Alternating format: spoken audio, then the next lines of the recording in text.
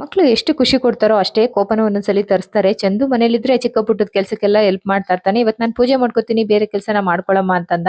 ಬೇರೆ ಕೆಲಸ ಮಾಡೋದ್ರ ಜೊತೆಗೆ ನನ್ ಕೋಪನೂ ಕೂಡ ಬರ್ಸ್ತಾನೆ. ನೋಡು ನೋಡು ನೋಡು ಎಲ್ ಬೇಕಲ್ಲಿ ಸಿಕ್ಸ್ತಾರಾ ತೆಗಿಯಲ್ಲೆಲ್ಲ ಸಿಕ್ಸ್ಬಾರ್ದು.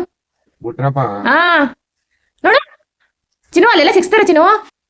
ಅವ್ವ ಈಚೆ ಕಡೆ ತುಳಸಿ ಕಟ್ಟೆ ಸಿಕ್ಸೋಗಾಯ್ತು. ಹೇಳಿ ಯಾವ್ದಾದ್ರು ಒಂದ್ ಕೆಲಸ ಕೊಟ್ಬಿಟ್ಟು ನನ್ನ ಕೆಲಸ ನಾನು ಮಾಡ್ಕೊಳ್ಳೋಣ ಅಂತಂದ್ರೆ ಇಲ್ಲ, ಅವ್ನ ಹಿಂದೆ ಮುಂದೆನೆ ನಾನು ಸುತ್ತಾ ಇರ್ಬೇಕು. ಈ ತರ ಏನಾದ್ರು ಮಾಡಿ ನನ್ನ ಅವ್ನ ಕಡೆ ಇದ್ ಮಾಡ್ತಾನೆ.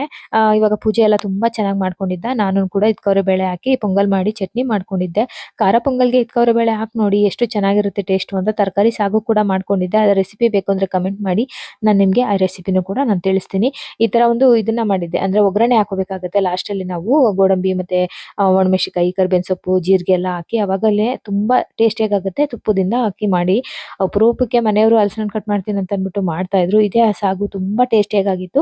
Thank you.